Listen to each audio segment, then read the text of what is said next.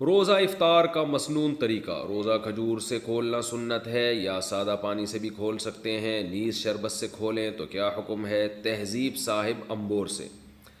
پانی سے بھی سنت ہے، کھجور سے بھی سنت ہے، اور یہ جو شربت ہے اس سے سنت نہیں ہے، اور نقصان بھی دے سکتا ہے۔ چینی کیوں کھا رہے ہیں؟ پہلی چیز تو انسان کو یہ اچھی کھائے نا۔ آپ صلی اللہ علیہ وسلم نے کھجور کو شجرت طیبہ سے تعبیر فرمایا ہے، تو اور قرآن میں بھی کشجرۃ طیبۃ اصلھا ثابت وفرعھا فی السماء، تو اللہ نے اس کی بہت سے مفسرین کہتے ہیں اس سے مراد بھی کھجور کا درخت ہے۔